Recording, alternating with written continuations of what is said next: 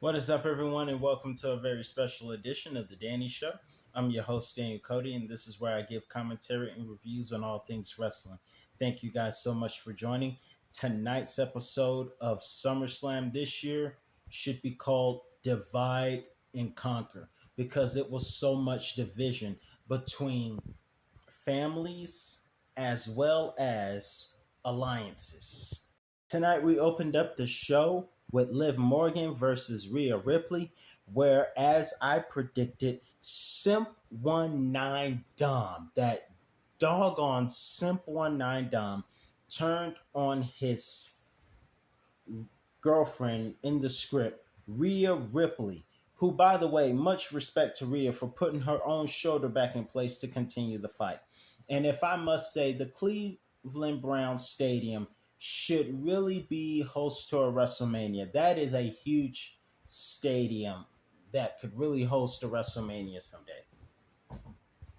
But in any event, going forward, I knew that Simp 19 Dom was going to turn on Rhea, and Michael Cole, that was one of the best calls this year, one of the best reactions, where he called Dominic a sorry two-timing son of a biscuit.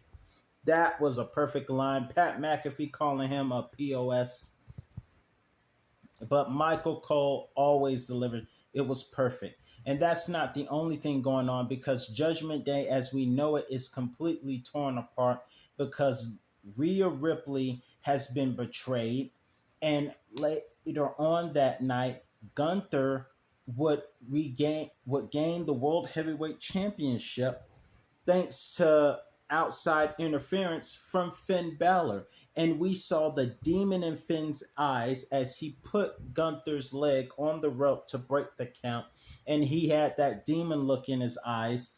And it cost Damian Priest the World Heavyweight Championship. So Judgment Day, as we know it, is completely broken apart. We saw Nia Jax is the new WWE Women's Champion for SmackDown. And of course, we thought Tiffany was going to cash in for a second, but she didn't. We also saw LA Knight, is the new US Champion. Braun Breaker is the new Intercontinental Champion. And by the way, everyone loves to bark nowadays. I mean, they're barking at AEW and they're barking tonight at SummerSlam. We would see we also saw Machine Gun Kelly tonight. We saw a great performance tonight from Jelly Roll opening up the show. No, I am not talking about Brody from AEW. I know Christian Cage earlier tonight picked on Brody and called him Jelly Roll as the House of Black came back, along with Rhea Ripley's true life man, who's a real man, Buddy Murphy, showed up in return. Glad Buddy Murphy's doing okay. But back to WWE business. The match between Seth and Drew. Seth as a special guest referee. Drew versus CM Punk. Good match. But I was honestly, from a fan standpoint, I was really hoping that CM Punk would win. But I see what went wrong, because Drew fought CM Punk. Drew put the bracelet. Seth Rollins took the bracelet just to keep it from being on the floor. And he was probably going to give it to CM Punk if Punk had won the match. Seth would have given him the bracelet. The bracelet has AJ Lee and the name of CM Punk's dog written on it. And Drew had held it for his own. However, due to distractions and misunderstanding about why Seth Rollins is holding the bracelet that Drew McIntyre stole to mock CM Punk, things got heated, and Punk was his own worst enemy tonight when he gave Seth the go to sleep, which led Drew to retaliate for what he did at Scotland and go for the low blow in the Claymore kick 1, 2, 3. We almost got flashbacks from 1997, but we didn't. Yet, CM Punk still lost, and I hope this is not over. And much like a lot of you, I would love to see a triple threat match someday. But I need to see Punk versus Seth at WrestleMania in Las Vegas. Now, moving forward, I wonder if Las Vegas is as big as the Cleveland Browns Stadium. That's a big stadium. There were a lot of empty seats on the right hand side where the camera was. However, that's a good WrestleMania worthy stadium right there. That can hold a lot of people. But I don't know if Las Vegas Stadium is as big. Now, going forward, let's talk about this main event. Obviously, a lot of predictions came true. We saw Simp19 turn on Rhea, which I knew would happen.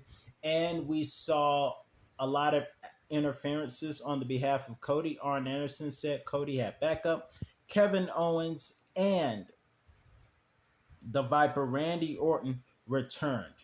But as expected, and the reason I have this t-shirt on right now is because as we have anticipated, the tribal chief, Roman Reigns, is back. So everybody in the comments, put your fingers up as we acknowledge the return of the tribal chief, Roman Reigns, as he came out. And I think this new theme, which he debuted at WrestleMania 40, will be the face version of Roman Reigns' theme song as he came back and expectedly went after Solo Sikoa, which helped Cody Rhodes win the match. And Cody Rhodes at the press conference did give thanks to Roman Reigns, as we are all thanking Roman Reigns for coming back.